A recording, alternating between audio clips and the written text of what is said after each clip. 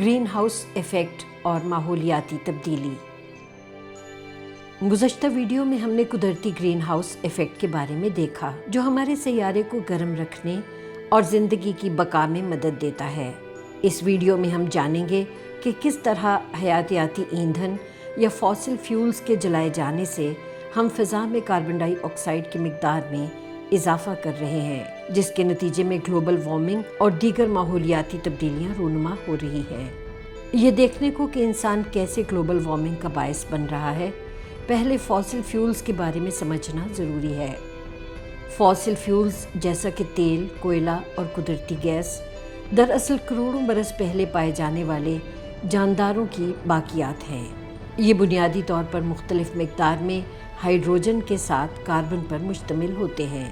اگر آپ سفر کے دوران اپنی گاڑی سے خارج ہونے والی گیسوں کو جمع کر کے ایک بوتل میں بند کریں اور اس کے وزن کا موازنہ استعمال شدہ پیٹرول سے کریں تو گیسوں کا وزن کافی زیادہ نکلے گا۔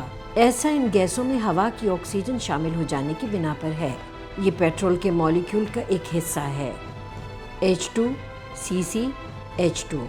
یہ آکسیجن کے 6 ایٹموں یا 3 مالیکیول سے ملتا ہے، جس کے نتیجے میں ہائیڈروجن آکسائیڈ یعنی آبی بخارات اور کاربن ڈائی آکسائیڈ بنتے ہیں۔ دنیا میں صنعتوں کے قیام سے پہلے، جن میں فاسل فیولز استعمال کیے جاتے ہیں، کاربن ڈائی آکسائیڈ کی کانسنٹریشن محض 0.028% تھی، جو کہ ہوا میں پائے جانے والی 21% آکسیجن اور 78% نائٹروجن کے مقابلے میں بہت کم ہے۔ اس کے باوجود یہ مقدار اتنی وافر ہے کہ ہمیں گرم رکھ سکے۔ اس انسولیٹنگ گیس کی عدم موجودگی میں زمین اس قدر سرد ہو جائے گی کہ یہاں زندگی کی بقا ممکن نہ رہے گی۔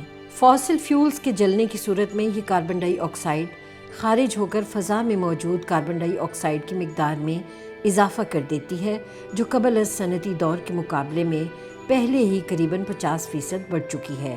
سورج ہمیں باقاعدگی سے حرارت دیتا ہے، تاہم رات کے اوقات اور سرد موسم میں اس حرارت کا ضیاع ہو جاتا ہے اور یوں زمین کا اوسط درجہ حرارت ایک جیسا یا کانسٹنٹ رہتا ہے۔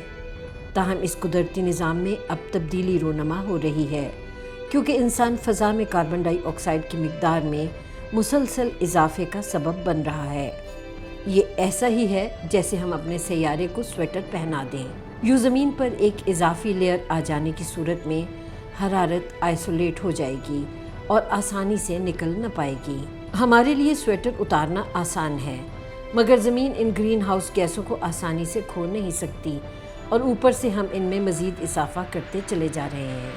اس کے نتیجے میں ہمارے ماحول پر وسیع تر منفی اثرات مرتب ہو رہے ہیں۔ کچھ لوگوں کا خیال ہے کہ چونکہ جاندار اشیاء سانس لیتے ہوئے کاربن ڈائی آکسائیڈ خارج کرتی ہیں، وہ انہانسڈ گرین ہاؤس ایفیکٹ کا سبب بنتی ہیں، تاہم یہ کاربن ان کی خوراک سے بنتا ہے جو وہ پودوں سے حاصل کرتے ہیں، جبکہ پودے اس کاربن کو فضا سے حاصل کرتے ہیں۔ یوں یہ قدرت کے کاربن سائیکل کا ہی حصہ ہے۔ اسی طرح جلتی ہوئی لکڑیاں بھی انہانسڈ گرین ہاؤس ایفیکٹ کا سبب نہیں بنتی اگر کٹے ہوئے درخت کی جگہ نیا درخت اگا دیا جائے۔ تاہم فاسل فیولز میں پایا جانے والا کاربن لاکھوں کروڑوں برس زیر زمین پڑا رہتا ہے اور یہ اس قدرتی سائیکل میں شامل ہونے والا اضافی کاربن ہے۔ ہم فضا میں دیگر گیسیں بھی خارج کر رہے ہیں جو انفرا ریڈ شعاعوں کو جکڑ کر نیچرل گرین ہاؤس ایفیکٹ میں اضافے کا سبب بنتی ہیں۔ ان میں دھان کے کھیتوں اور گایوں سے خارج ہونے والی میتھین گیس اور گاڑیوں سے خارج ہونے والی نائٹرس آکسائیڈ شامل ہیں۔ درجہ حرارت میں یہ اضافہ ماحولیاتی تبدیلی کا سبب کیوں بنتا ہے؟ زمین پر موجود اضافی توانائی پہلے ہی گلیشیئرز اور آئس کیپس کو پگھلانے کا باعث بن رہی ہے۔ فضا میں حرارت مزید بڑھنے سے موسم کی شدت میں اضافہ ہو رہا ہے، جس کے نتیجے میں مزید سیلاب، قحط اور طوفان آ رہے ہیں۔ عالمی درجہ حرارت میں 21ویں صدی کے آغاز میں ریکارڈ اضافہ دیکھنے کو ملا ہے۔